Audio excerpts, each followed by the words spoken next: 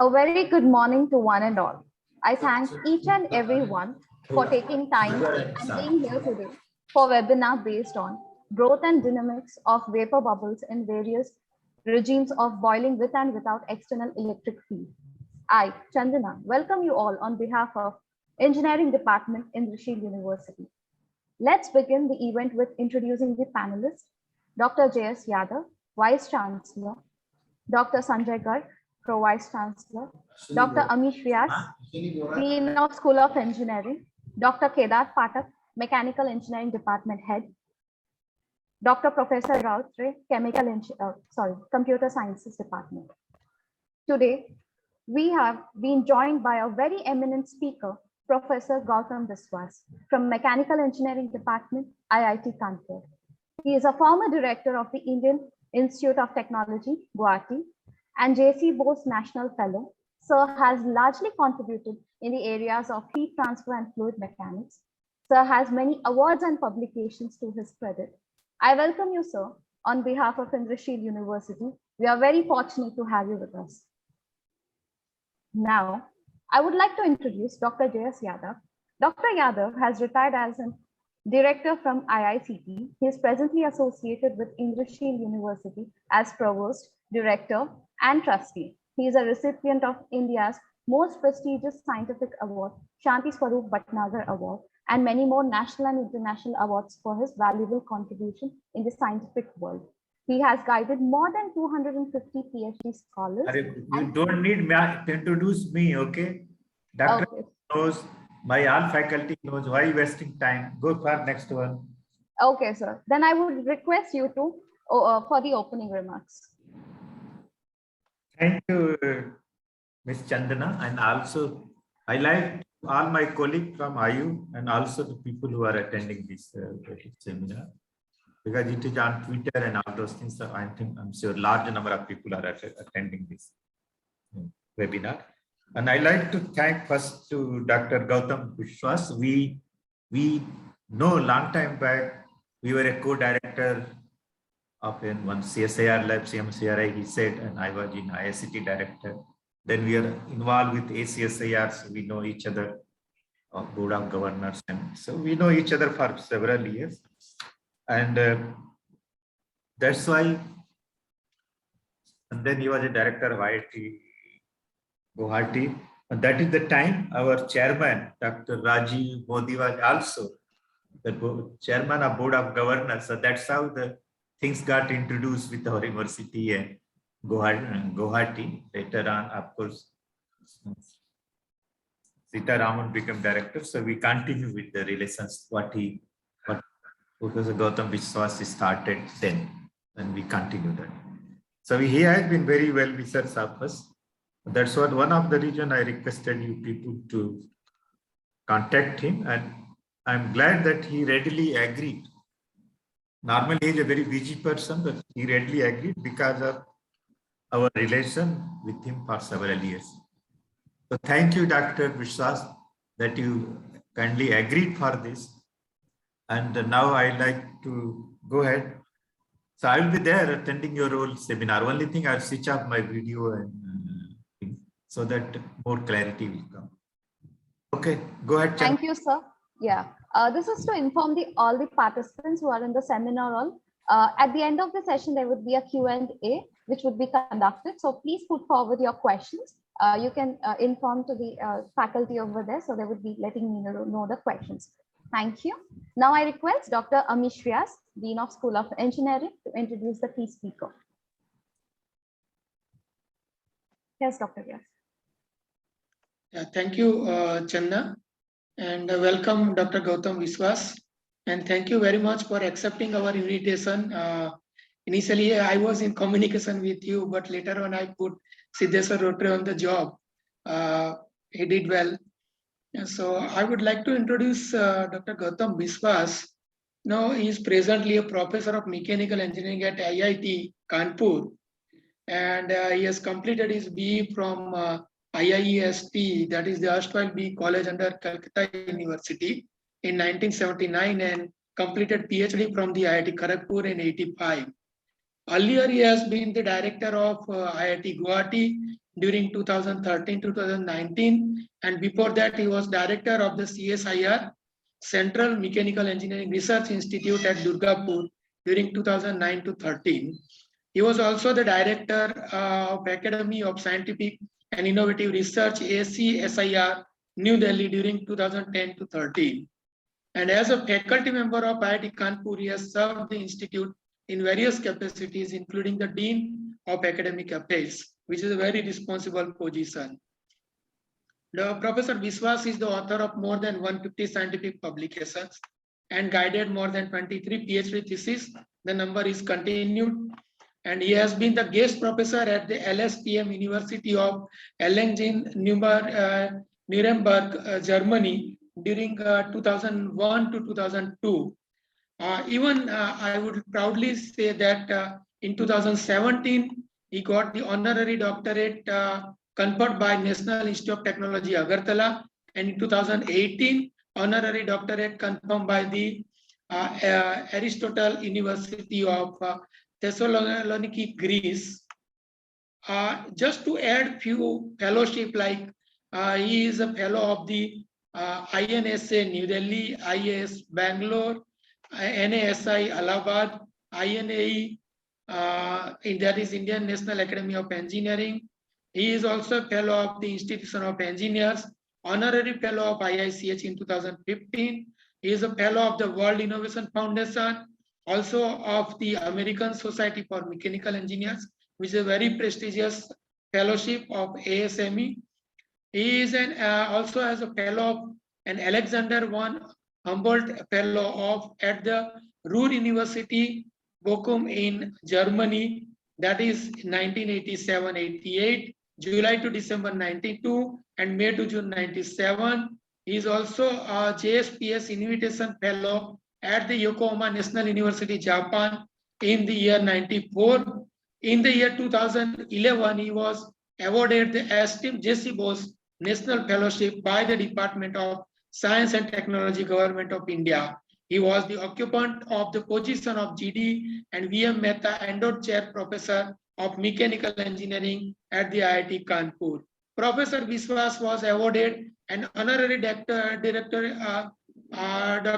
by the that I said about the Greece in 2018, and in recognition of his stellar contribution in the field of fluid mechanics and thermal sciences, his contributions as an academic administrator and his dedicated service to the institute, IIT Kanpur bestowed upon Professor Gautam Biswas the award of IIT Institute Fellow for the year 2020. Gautam Biswas has made original contribution of long-lasting value in the areas of heat transfer and fluid mechanics. His work on enhancement of heat transfer using delta winglet type vortex generators is a major contribution, which is included in the advanced international textbooks. The innovative concept has been used by the industry for various HVAC systems also. Largely, his area of research includes fluid mechanics, convective heat transfer, computational fluid mechanics, drops and bubbles, microfluidics. So we are fortunate enough to have you on the platform of IU, sir. Once again, welcome you to the IU, and I'm sure with your technical talk, student will get inspired for the initial research also. Thank you very much, sir. Thank you. Thank you. I start with you. Hello?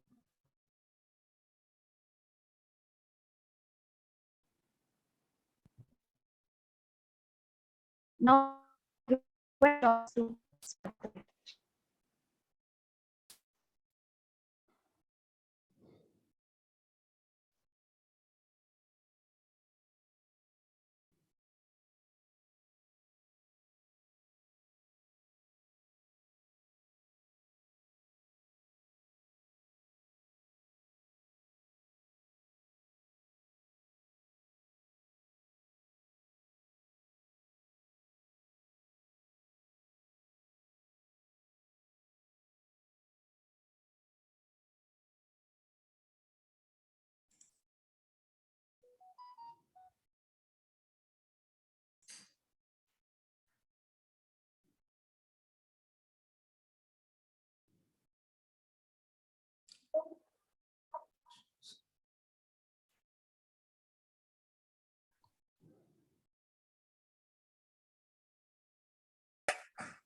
Sir, I'm requesting Dr. Gautam Ghosh sir to start the lecture. I mean, I'm thankful to Professor Vyas for, very elaborate introduction. Professor Yadav, Professor Gaur, Professor Pathak, Professor Rautre, and the entire faculty. I mean, I'm really grateful for the invitation.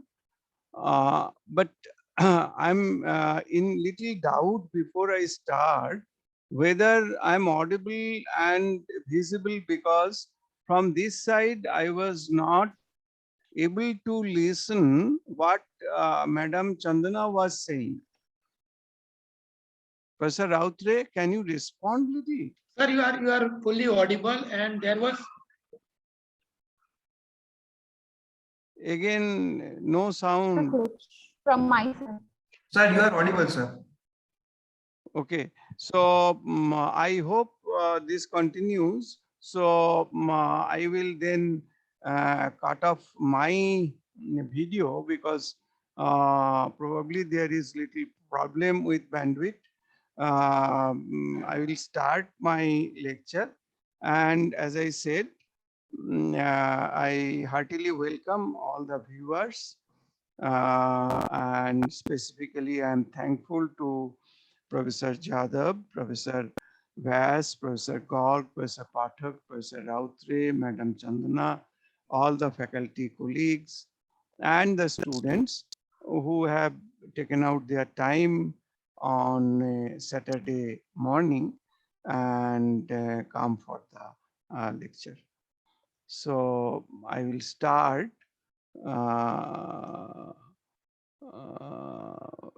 in a while.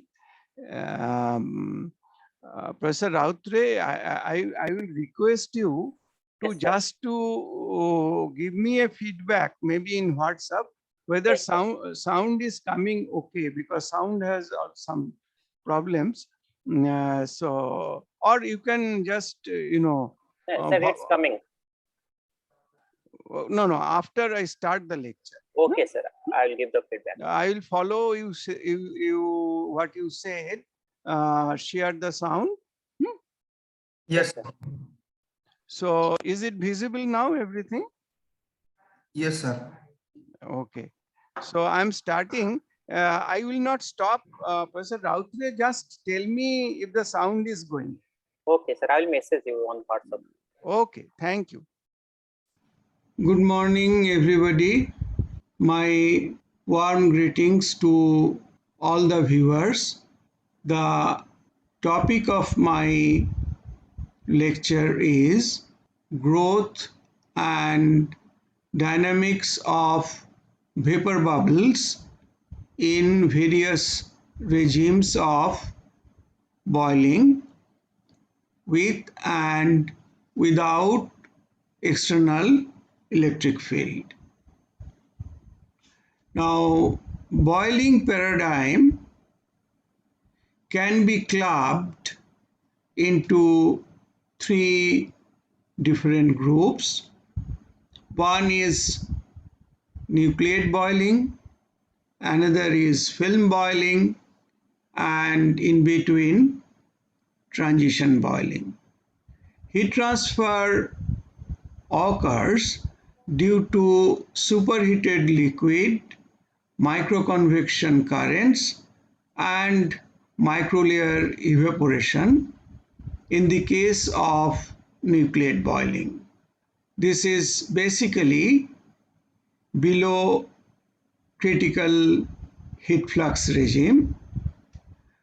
Bubble dynamics is governed by wettability and superheat of liquid surface. Whereas in film boiling, heat transfer occurs from superheated surface to vapor film, and this zone is above the critical heat flux regime. and growth rate and wave number can be linked through the dispersion law that has been given here. Omega is the growth rate, m is the wave number, and it can be further modulated in the presence of external electric field.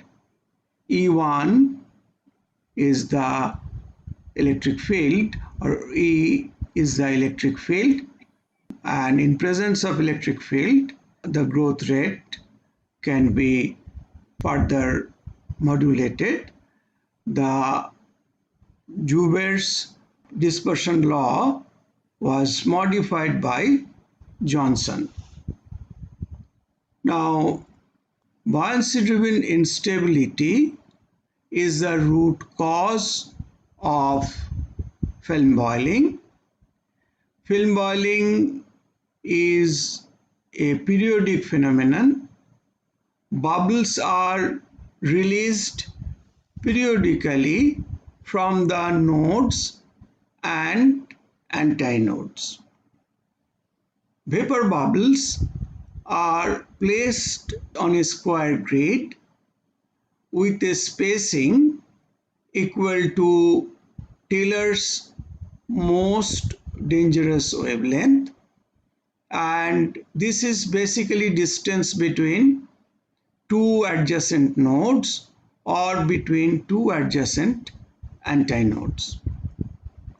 And Taylor's most dangerous wavelength is given by 2 pi root over 3 into sigma divided by rho L minus rho G into G, which can be also written as root 3 lambda C, where lambda C is the characteristics wavelength, which is given by 2 pi root over sigma divided by rho L minus rho G into G. Rho L is the density of the liquid, rho G is the density of the gaseous phase, density of vapor, and this G is gravitational acceleration. So, the Taylor's most dangerous wavelength is expressed by root 3 lambda C. We have used CLS VOF algorithm, coupled level set and volume of fluid algorithm for solving the governing differential equations and describe the solution for different situations. Now, void fraction is defined as F equal to rho minus rho G, density of gas, divided by rho L minus rho G. Now, void fraction advection equation is temporal derivative of F plus divergence of V into F equal to 0. Also in the domain, we define level set function, which is basically a sine function defined by a small quantity from the interface, small number, when phi 0 defines the interface, phi equal to plus d will be for one medium, say liquid, and minus d will be another medium, say vapor. The interface is represented by surface normal, which is grad phi divided by modulus of grad phi.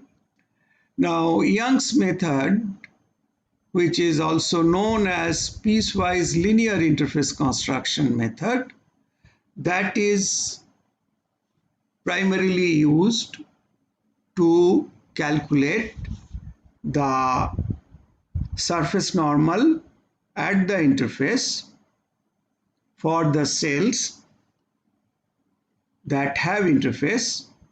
So surface normal at the interface and offset distance from the center of the cell to the interface. So N, which is surface normal, and the offset distance from the center of the cell, which is given by L, these two quantities basically identify the interface. And you can see, based on the void fraction of the neighboring cells, if Ij is the cell of interest, then the direction cosines and finally surface normal is calculated, and also the offset distance from the center of the cell is calculated. In order to make these piecewise line interfaces, to make them continuous, another procedure is adopted, which is called Elvira, least square volume of interface reconstruction algorithm.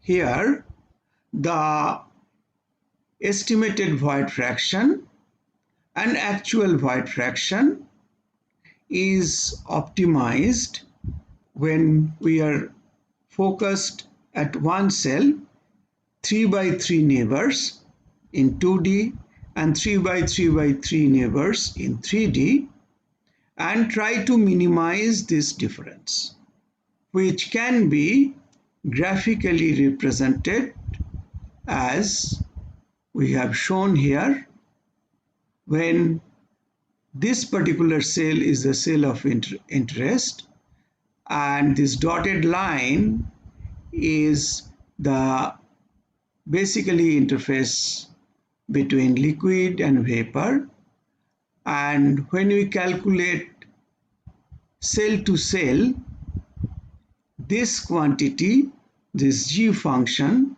is minimized in each cell by taking into account all 9 neighbors or all 8 neighbors. This cell is being the cell of interest, and similar way in each cell it is calculated. Now, level set function, as we have mentioned it earlier, this is a sine function.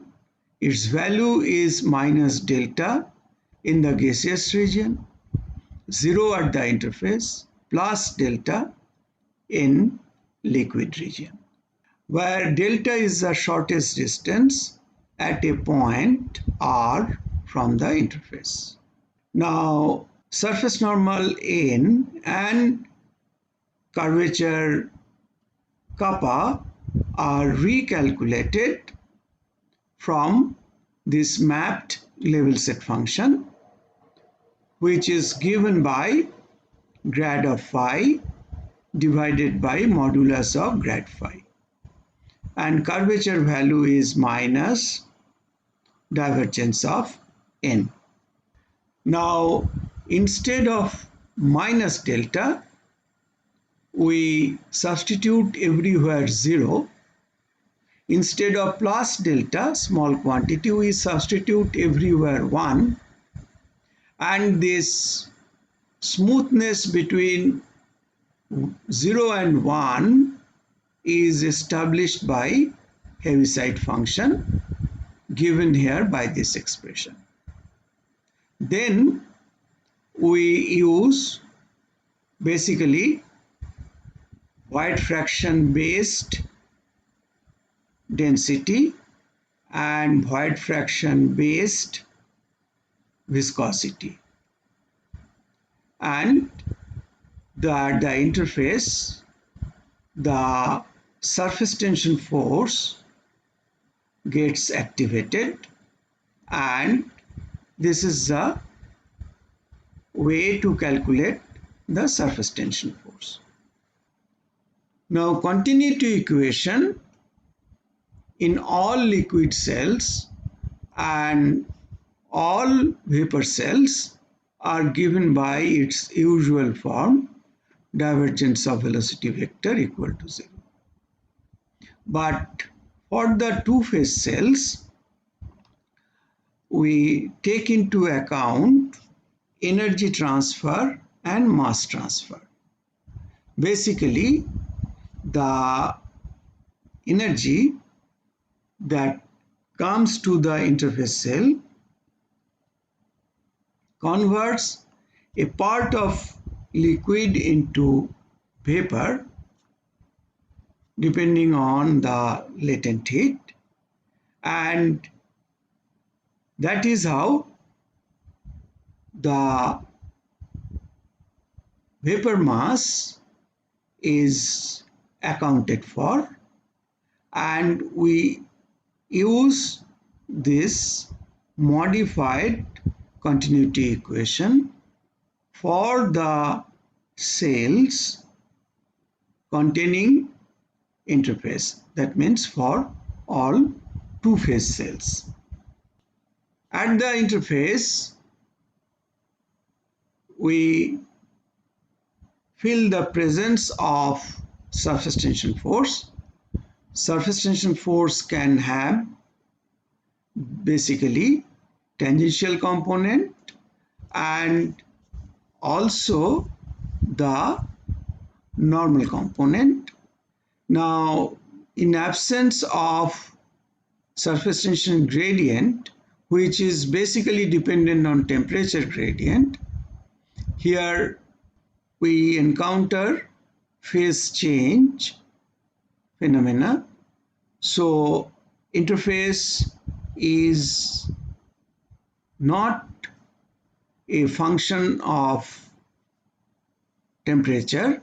Interface stays at a specified temperature because of phase change. That is why the tangential component is neglected and we only take into account the normal component.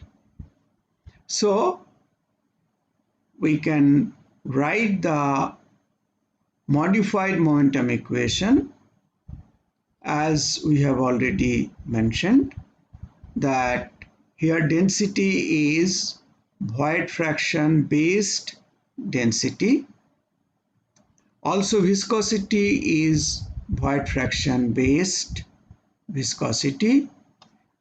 At the interface, we write the normal component of the surface tension force, as we have already mentioned, that tangential component of the surface tension force can be neglected since there is no variation of temperature along the interface.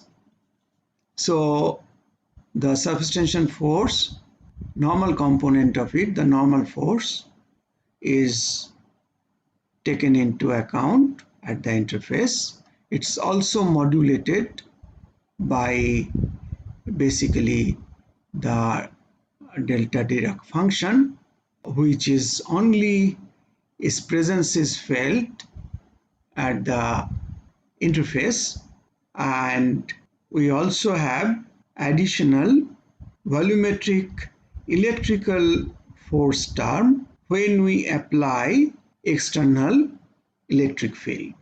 Solution technique, we use staggered grid arrangement, which is basically similar to MAC algorithm.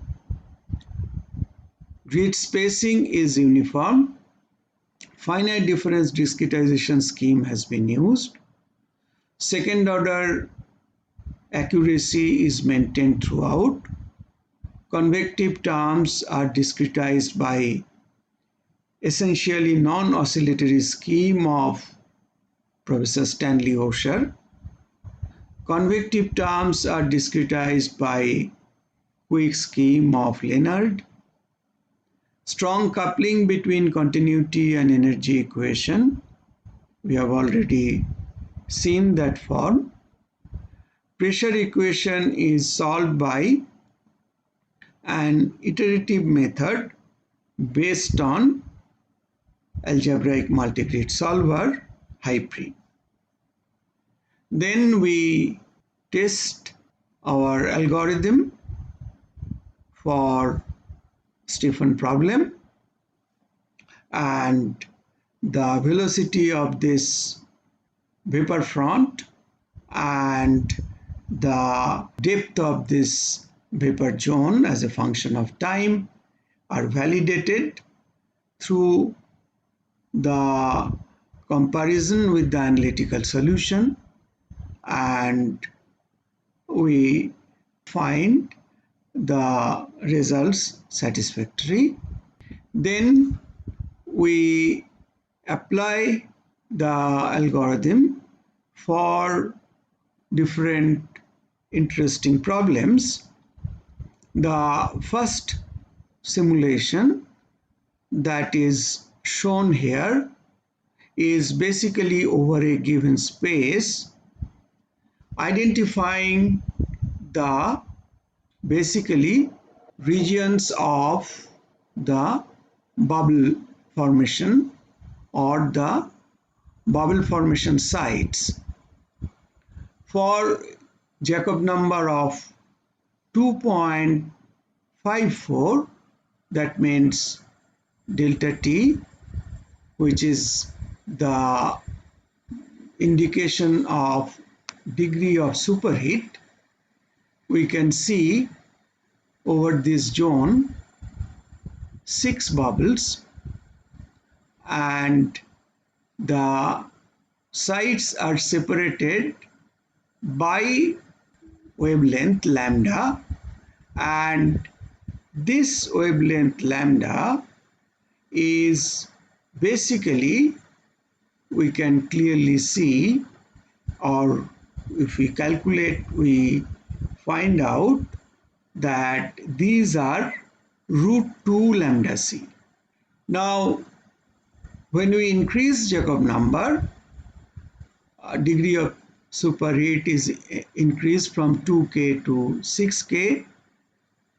It remains almost same, but with the further increase, when Jacob number is 12.7, we see that these sites of bubble formation, they are separated by slightly longer wavelength, and at 14K, that means at Jacob number 17.78, we see that these bubble formation sites are separated by √3 lambda c. At 18K superheat, that means Jacob number 22.86, this is reconfirmed. Exactly the bubble formation sites are separated by a distance which is equal to the wavelength √3 lambda c.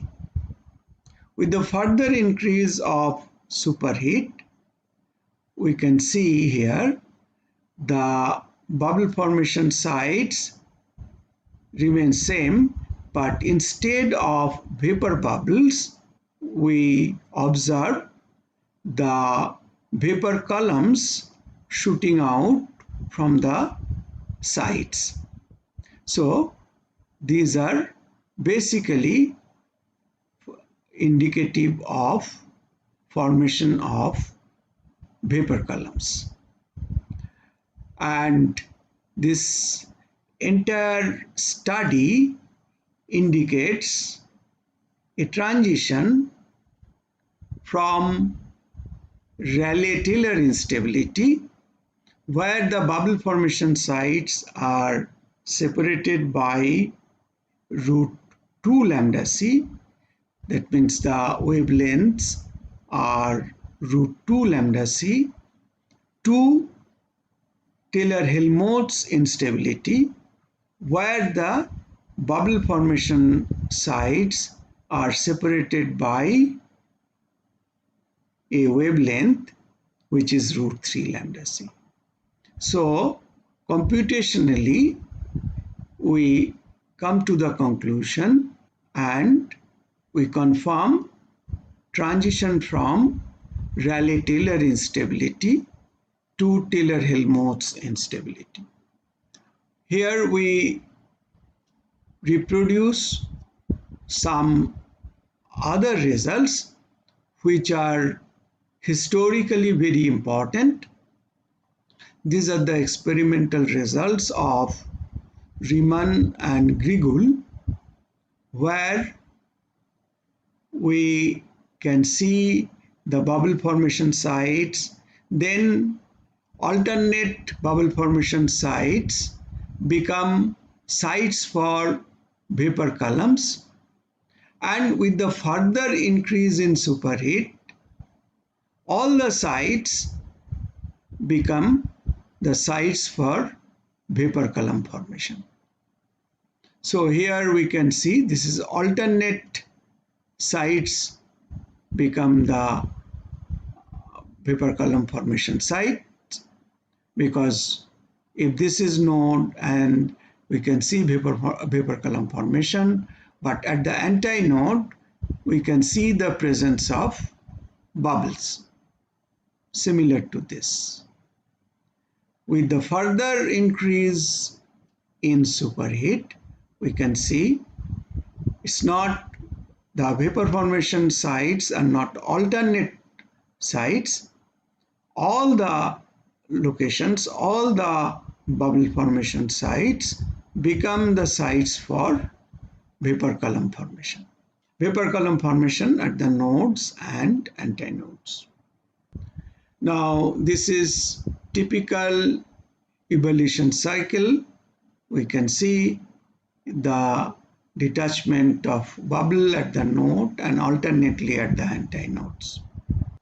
When we superimpose electric field on a zone where the bubble formation is taking place, we include the effect of electric field, and this is basically called electrohydrodynamic model. In the absence of any time varying magnetic field, the curl of the electric field is 0. So curl of E is 0 and E is minus grad of psi, where psi is the electric potential function. The electric displacement vector, this is divergence of D equal to 0, where D is epsilon into epsilon naught into E.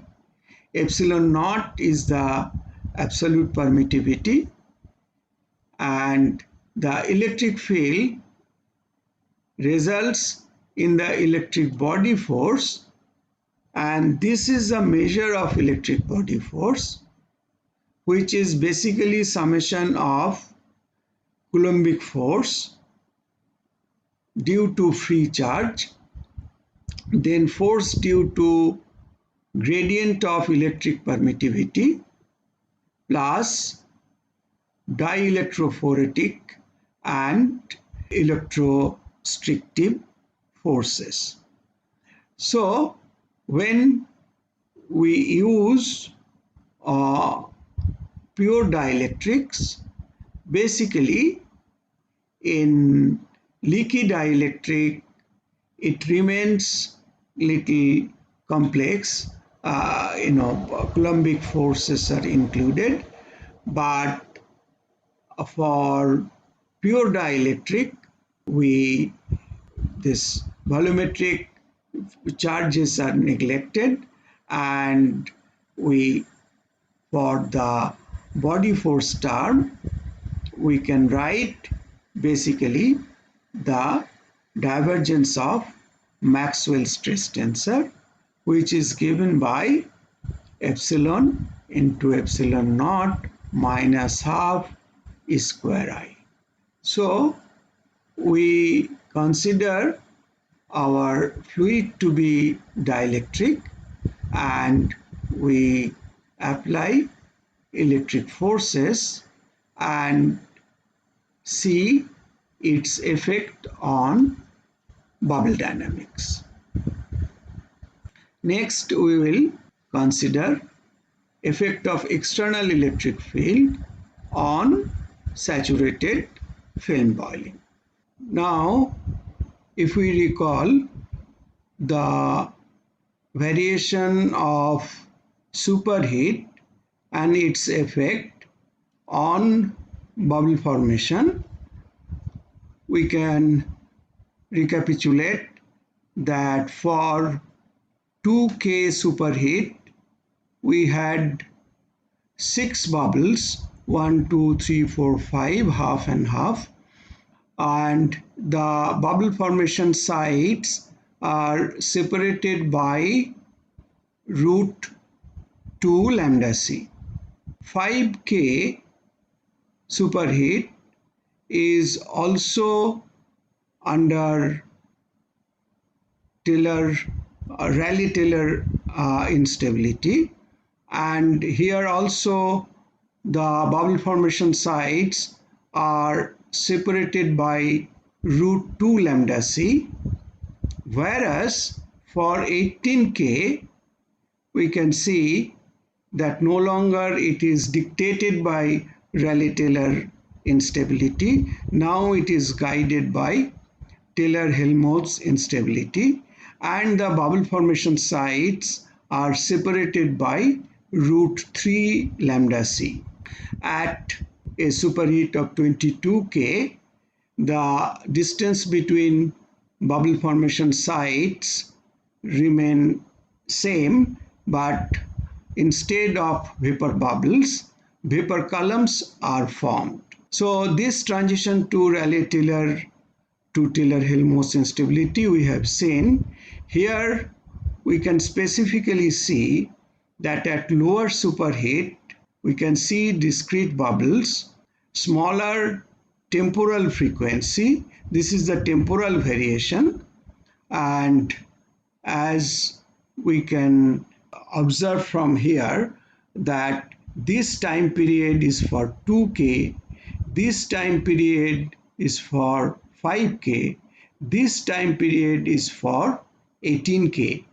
So the time period is reducing, means frequency is increasing. So basically at lower superheat, that means at 2K or 5K, we can see the smaller temporal frequency, larger time period, and larger time period together with higher peak of Nusselt number value.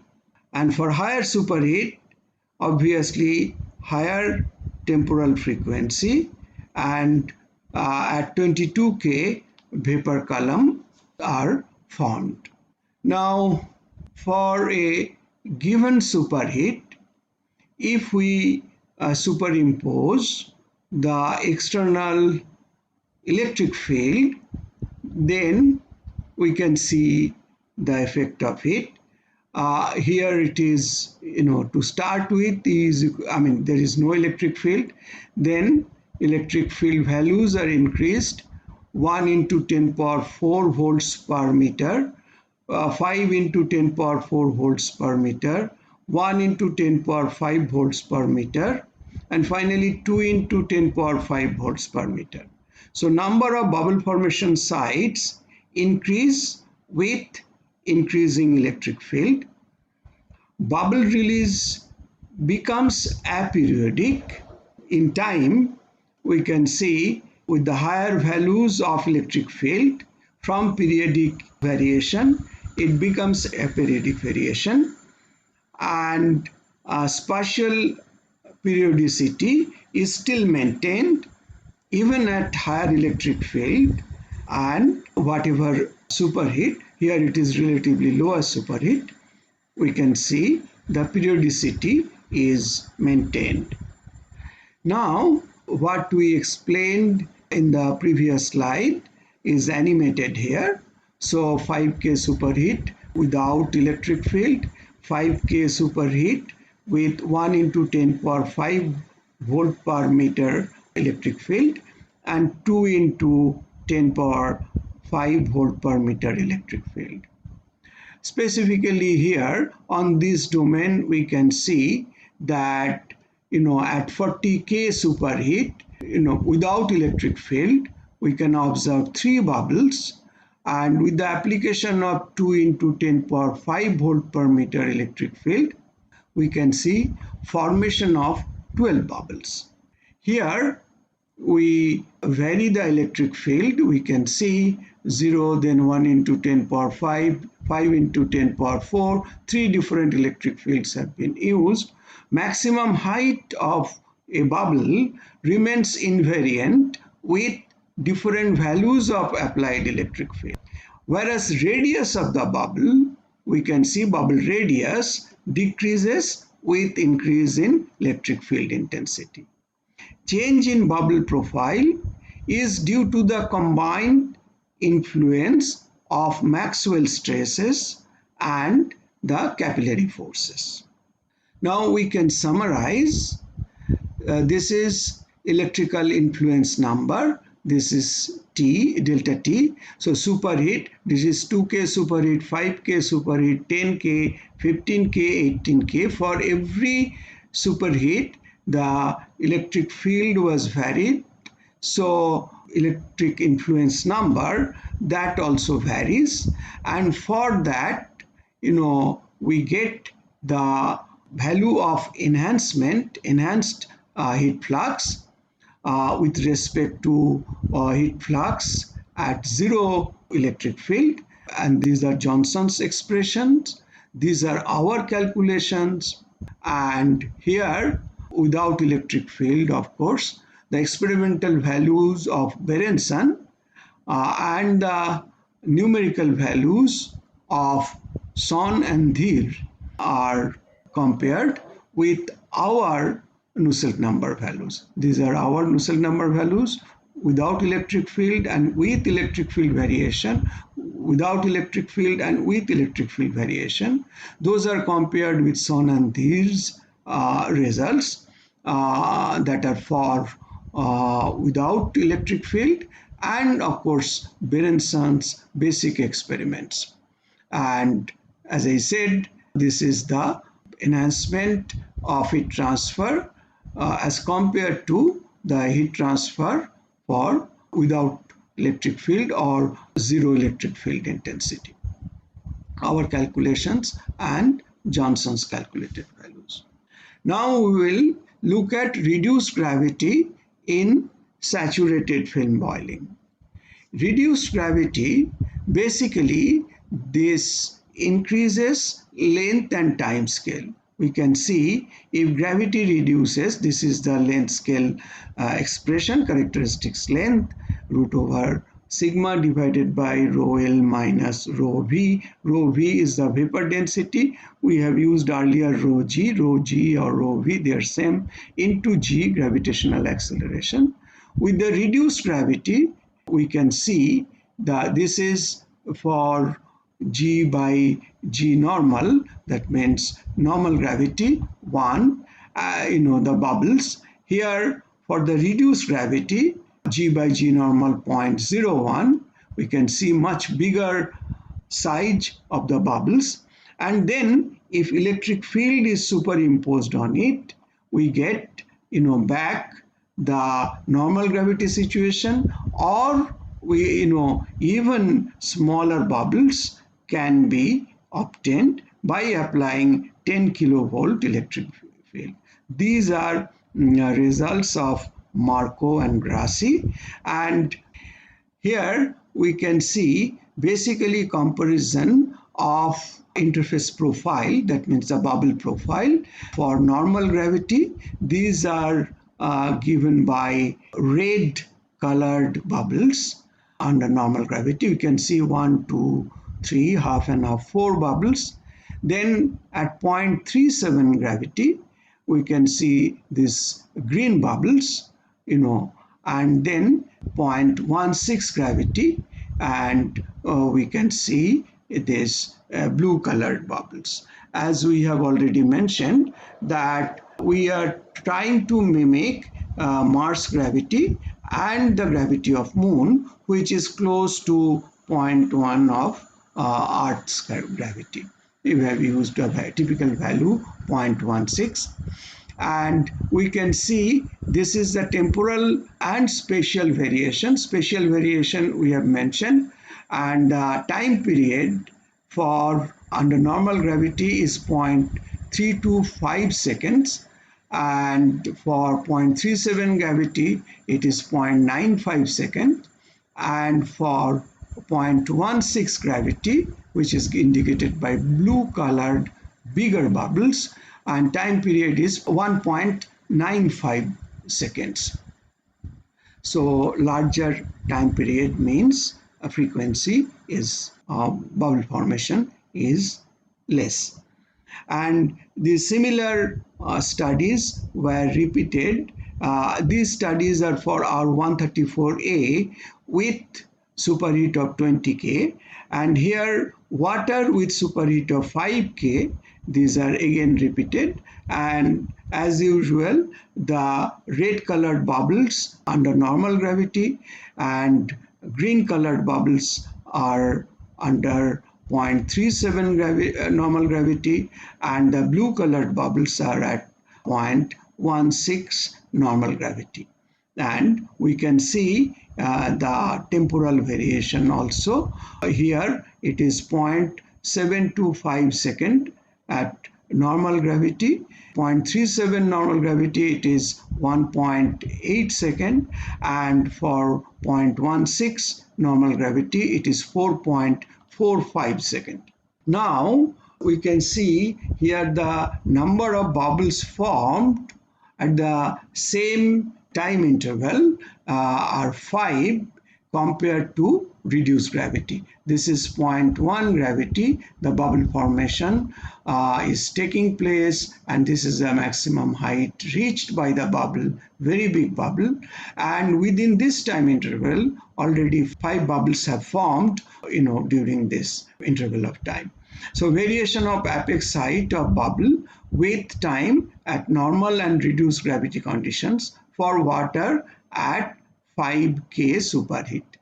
This shows variation of vertical velocity during the growth of bubble, that means bubble formation and finally detachment. This picture is for normal gravity, and this picture is for reduced gravity. You can see bubble formation, then bubble detachment, and slowly the vapor recoiling force that brings back the residual vapor to the surface on the film, and that is why we can see this negative value of the vertical velocity. This is for reduced gravity, and this is for normal gravity for R134A at a superheat of 30 K. Now this is comparison between heat flux variation with time at different levels of gravity for water at superheat of 5 K. This is basically average heat flux over the domain, and its temporal variation we can see with time, and for normal gravity, for 0.37 gravity, and for 0.16 gravity. And then we obtain the average values. So this is basically, finally we get the space wise and time averaged values, and these are for normal gravity 66 kilowatt per meter square. For 0.37 gravity it is 42 kilowatt per meter square, and for 0.16 gravity it is 30 kilowatt per meter square, and for normal gravity it is 66 kilowatt per meter square. Similar numerical experiments are repeated with R134A with the superheat of 30K, and here also we get the temporal variation of average heat flux, and this is periodic, and the average values are for normal gravity 28 kilowatt per meter square, for 0.37 gravity 19 kilowatt per meter square, and for 0.16 gravity it is 13 kilowatt per meter square. Now comparison of interface profile for a different instant of first set of bubble release for water with 18K superheat, and at the normal gravity we can see green colored bubbles. Then at 0.1 gravity we can see basically this blue colored bubbles.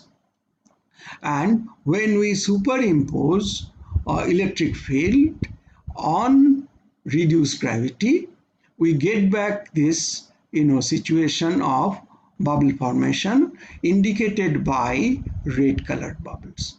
So we had 4 bubbles on this space for normal gravity. For reduced gravity, 0.1 gravity, we got this half and half blue colored bubbles, but when we superimpose electric field we again get back 1, 2, 3, half and half, 4 bubbles with bigger size, but bubble formation sites are separated by again smaller distance like normal gravity. Here we do the similar variation with R134A, where the superheat is 20K. This is for reduced gravity. For 1/6 gravity, this blue colored bubbles, 1, half and half. And then when we apply external electric field on it, and electric field intensity is 1 into 10 power 5 volt per meter, we can see formation of 7 bubbles. So this is a little more conclusive, where we under the normal gravity, we with water with 18K superheat, we observe the bubble formation sites and the bubbles. If we apply electric field of 2 into 10 power 5 volt per meter on it, we can see the spatial frequency and temporal frequency both increase. Time period is basically 0.9 second, reduces to 0.235 seconds. Time period reduces means frequency increases. The bubble detachment or bubble formation frequency increases. Time period reduces, frequency increases. Similarly here, for the reduced gravity, for 0.1 gravity, we observe the bubble formation sites and bubble formation. When we apply again on this reduced gravity situation, that means 0.1 G, when we apply electric field 2 into 10 power 5 volt, we see the bubble formation sites are separated by shorter distance, so spatial frequency increases and also the temporal frequency increases. We can see here time period is 3.8 second, and here the time period is 0.65 second. Time period reduces and temporal frequency increases. So what we narrated there, here we can see the animated situation, basically for normal gravity, and these are the bubble formation scenario for reduced gravity. And we can see the difference. These bubbles are having bigger size, these are having smaller size and already detached by the time it is fully grown.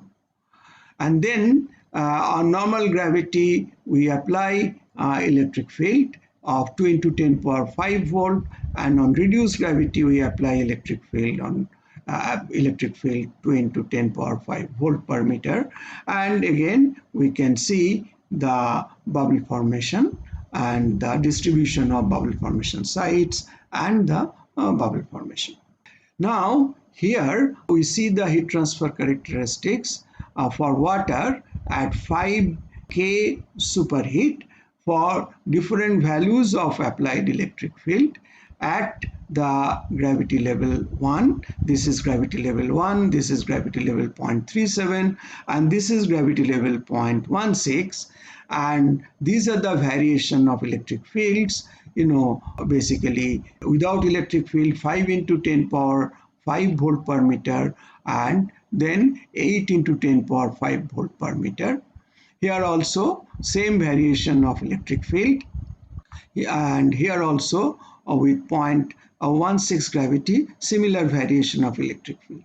Now we can summarize this variation. We can see gravity level 1, 0.37, 0.16, and this is the average heat transfer heat flux. This is 66 kilowatt per meter square, 42 kilowatt per meter square, 30 kilowatt per meter square. When we apply external electric field, then we see the enhanced heat flux and the percentage increase. Similarly, when we apply 8 into 10 power 4 volt per meter external electric field, we see the enhanced heat flux and the percentage increase. Now, the absolute value for 8 into 10 power 4 volt per meter is definitely very high for normal gravity level.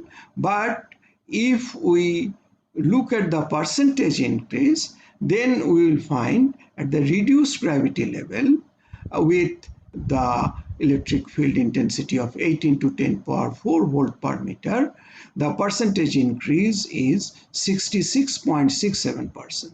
So this is Q naught, this is QE for 5 into 10 power 4 volt per meter, and this is again enhanced heat flux for 8 into 10 power 4 volt per meter applied electric field, and the percentage increase is 66.67%. Now we go for a very interesting study. This profiles of bubbles at different instants of time. They can be collapsed on a single curve if we transform the coordinates properly. And here the z direction variation has been transformed into y star divided by t star alpha, and here the radial direction variation has been transformed into x star into t star beta, where the y star is basically z divided by lambda c by 2, x star is basically r divided by lambda c by 2, and t star is basically non-dimensional time. This time is basically t by TV, where TV is viscous time L square by nu. So we can see with alpha and beta value, alpha 1.25 and beta value 0.5, the different variations, finally a collapse on a single curve, and this is in the regime of Rayleigh-Taylor instability, where the superiority was 5K. A similar repetition of collapsing the dimensions and all the curves falling on a single curve happens even for under Taylor-Helmholtz instability condition. That means for higher superheat, for superheat of 10K, and similar transformation of coordinates, y star divided by t star into alpha, here x star into t star beta, and alpha and beta are different here, 6.4 and 4.5, but they sort of merge on a single curve, indicating the self-similar profile of the interface. So we can now conclude transition from Rayleigh-Taylor instability at lower wall superheat to Taylor-Helmholtz instability at higher wall superheat is justified. Increase in bubble density is observed over the domain with increasing electric field intensity. Bubble separation distance decreases with the application of electric field. The maximum bubble height is found to be almost invariant with the applied electric field. The lateral deformation in bubbles leads to decrease in bubble radius with increasing electric field values. With the reduction in gravity level, the length and time scales of the boiling phenomena increase substantially. The bubble size and height in reduced gravity level are much larger than those of the normal gravity level. The heat transfer rate is reduced as the gravity level decreases. The inclusion of electric field in reduced gravity scenario restores the value of heat flux commensurate with the normal gravity condition. The percentage change in heat flux due to imposed electric field is observed to increase with the reduction in gravity. The study of interface profile during the bubble growth showed that the bubble profiles at different instants of time tend to overlap with each other if a proper scaling law is defined for length and time. Thank you. Thank you very much for your interest.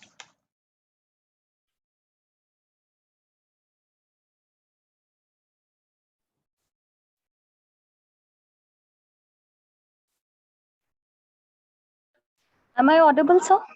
Yes, yes, yes. Yes, you are audible.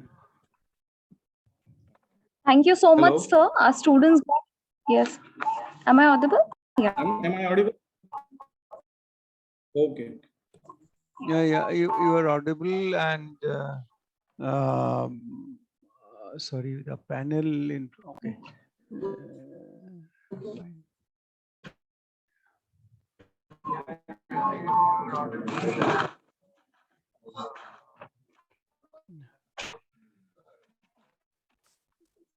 Our students got enlightened with the insights of.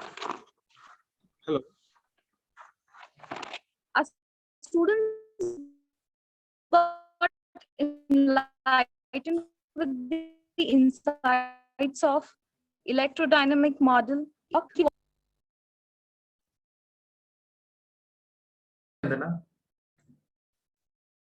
Sound is breaking.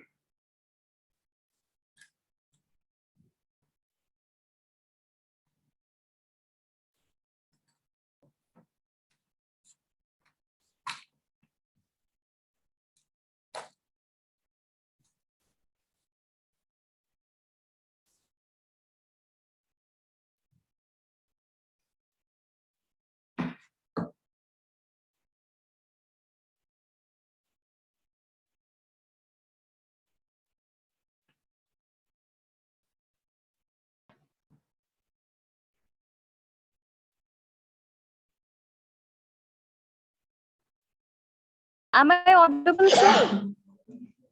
Yes, ma'am. Sorry, there is a technical glitch. Am I audible? Yes, ma'am. Yeah.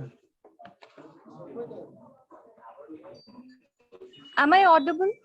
Yes, Yes, yes, ma'am. go ahead. You are very much. Yes, sir. Dr. Arun Kumar has a question to ask for. Yes, sir.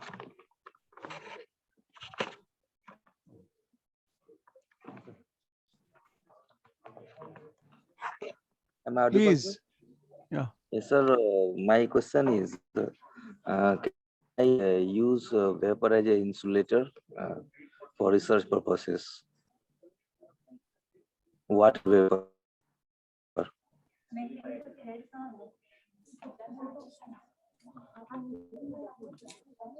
Hello. The question is not Am I audible, sir? audible. Yeah. The question is not audible. Yeah. Sir, my question is, can I use vapor as an insulator for research purposes? What purpose you have to specify? No, that, you cannot use vapor directly as insulator for any applications, because there are, many insulators which are much more effective. So why do you use vapor as insulator? What is the application you have to specify? Then it can be, sort of better understood, and the recommendations can be made.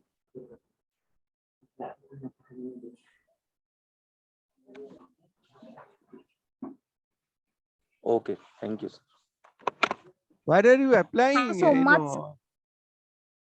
Yes, sir. What is the area of application where you want to apply vapor as insulator?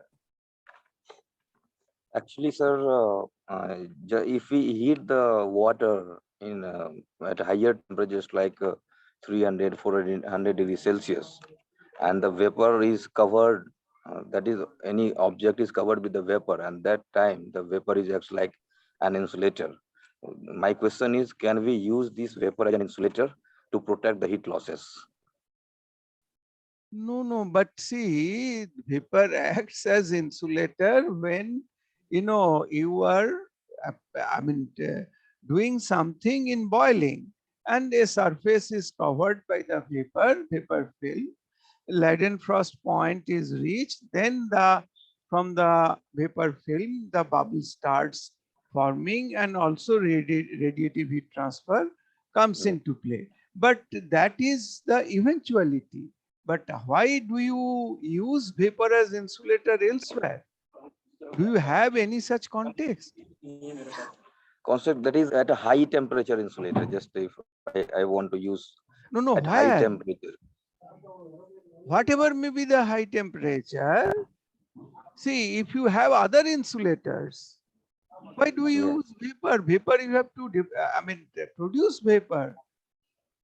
While vapor is produced, then it is unavoidable. Then you start considering why it is, sort of preventing thermal energy transfer, how to remediate that, bubble formation, and, finally, help of radiation, we overcome that. But it is the eventuality in a boiling process where you have other places, higher temperature, you have so many insulators. You use external insulator as an appropriate insulator. Okay. May I say something? Yeah. Please, So, please. in line with Dr. Arun Kumar's question, just an idea came to me since he has raised this vapor as insulator thing, which was out of box. So I also thought that this vapor as an insulator may have certain implications when we are talking about a flexible kind of heat pipe, wherein there is a adiabatic region is highly essential. And in that case, if such a boiling occurs at the evaporator end, and where the vapor is carried into the adiabatic region, then perhaps this vapor can be useful if it can prevent the heat transfer. Maybe I'm just. No, see, anywhere you can apply this. Yeah. Basically, basically you have to, find out a place where, it is applicable. As you said, Right. in heat pipes, it is being produced. And then you have, possibility of applying it. You can try. Yes, yes, sure. So, I mean, I like that out of box thinking of Dr. Arun Kumar. No, out of box thinking is always appreciated. But what I'm trying to say, that you have to find out appropriate place for any application. Correct. Very true. Right? See, the physics gives you the basic information, basic research insight. Now, having obtained that insight, you can apply, the outcome in several places. Wherever you have appropriate places, you can apply. Right. So you have to really identify appropriate place, that okay, in this place it is being produced and I can use it for preventing heat transfer, which is undesirable, and I am going for that. You go for that. But if flatly you have a heated surface where you have to provide insulation for something else, then you go for formal insulators.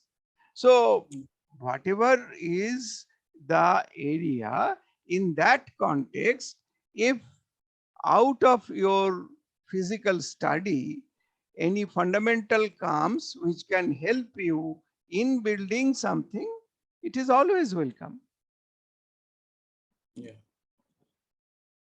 The question is not a question actually. I just want to know, because you are using everything, the complicated physics as well as the corresponding equations that you are using. You are solving the energy equation, the momentum equation, and the continuity equations. On top of that, you are using ENO scheme, level set method. So it's really challenging that, and it's incredible that you are solving this. So I'm wondering, uh, are there cases where your scheme fails or blows up, and what are those cases when this equation? See, any application, not only that, whatever you have said is right. Energy equation, Navier-Stokes equations, continuity equation, together with all the Maxwell equations. You have seen the electrodynamics, that curl of a electric field equal to 0. That means electric field is grad of phi electric potential. And then finally, we had to find out from there the Maxwell stresses, and also, in some cases, basically the stresses developed because of free charges. And in addition to that, in such flows, the surface tension becomes a major player. So surface tension driven force has to be calculated very accurately. Now see, this is a paradigm where we are doing, research, and we are trying to develop the things. So it has undergone huge number of trials, huge number of, efforts to set up the solver, to set up the discretization scheme, to set up its stability conditions, etc. And now it is working on the cases that I have shown. Now, if you go for a new paradigm, another case, then again we have to, start with all the equations, all the discretization schemes we know, and we have to see when, on how we can stabilize this and go for the full-fledged calculation. These are all problem specific. So Correct. like this INO scheme is highly accurate scheme in such flows, but you will see, just I am saying, if this is applied to maybe here the working fluid was water and R134A primarily. Now, these ideas can be very easily applied, means these ideas I am saying, for liquid nitrogen. Now, but when you apply this to liquid nitrogen boiling point and latent heat, other things are so sensitive that scheme fails there. Correct. So we developed WNO scheme there, right? And WNO scheme was a very special scheme. Again, it was developed in the same school of Professor Stanley Osher. And we have, tried and put in a lot of effort how to, adapt it, use it. And then we have seen that, is slightly unstable for certain temperature ranges. WNO works there very well.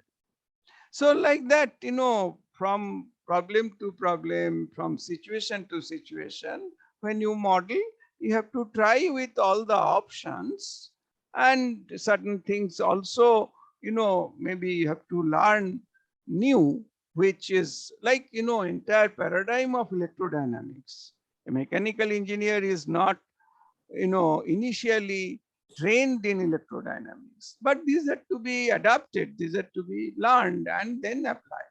So like that, depending on the field, again, we have to try with all our tools and see what modifications, from concept to implementation, all appropriate modifications have to be done.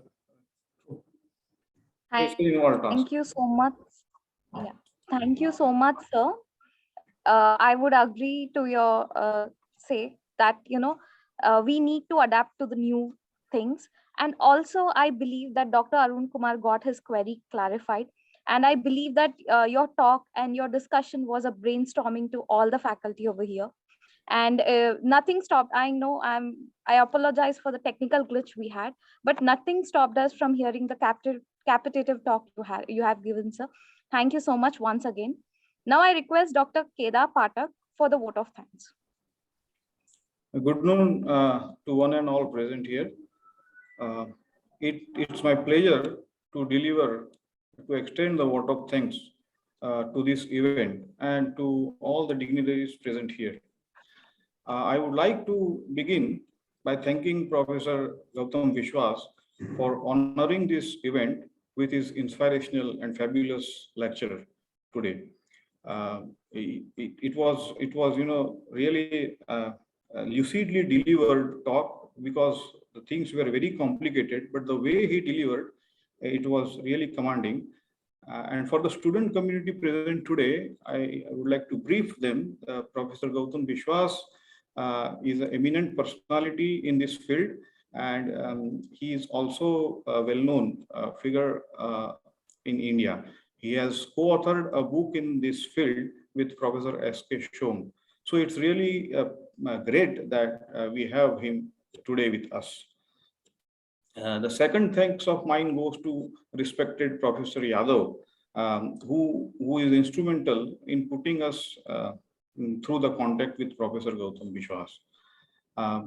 Professor Gert, who is Pro Vice Chancellor, we also would like to thank him, and Professor Amish Vyas for actually corresponding this event. Also, our thanks goes to our beloved Professor Dr. Siddheshwar, who has been actually physically putting up his efforts. I have seen him roaming around with the pages, and he is instrumental in getting us on one platform. And finally, he has synchronized this event. So our thanks goes to him as well. Along with him, there are other faculties also, faculty members who have helped him. So we thank to other faculty members involved here. In general, our faculty have been keen at such a lecture, so we are very thankful. Our thanks also goes to IT people to keep us alive online, and also other volunteers. Last but not least, my thanks, important thanks goes to you students for coming all the way today on Saturday to attend this lecture. And without your presence, this event would not have been a success. So please, thank you very much for coming here and making this event a grand success. Once again, I would like to thank one and all present here. That's it. Thank you. Thank you. Thank you so much, sir. Thank you, Dr. Gautam Biswas, for taking your time out over here. We would love to see you in the campus once you get the time, sir. We would really love to see you. Thank you. Thanks to all of you. My heartfelt thanks and gratitude. Professor Pathak, Professor Garg, Professor Vyas, Madam Chandana, and obviously my not only friend, but very well respected scientist, Professor Yadav, Professor Rautre, interacted with me during last few days very intensely. I had a very exciting discussions with him. So altogether, it was very exciting, very nice and pleasant experience. I wish all of you the very best. Thank you very much. Thank you, sir. And we wish that if you permit our faculty members to work under you, they can come to IIT Guwahati for a 10 days or a week or 15 days and can learn something from you. So Sure, if sure, possible sure. in future, I think they can take summer vacation under you. Under your Sure. guidance, they will learn a lot. Sure, True, sure, that's true. sure. They are always welcome, but not in IIT Guwahati, but in IIT Kanpur. Sorry, I mean, sir. Sorry. No, that no, is no, not no. IIT I'm just Kanpur saying. also. I'm no longer in Guwahati. I'm in Kanpur. I'm back to Kanpur. Yes, sir. Yeah. So in IIT Kanpur. Sure, sir. Thank you. Sure. Thanks a lot, sir, for sparing time. Sure. Thank you. Thank you. Okay. So I will be Thank you so much. switching off the. Yeah. Yeah. You can leave. Thank you.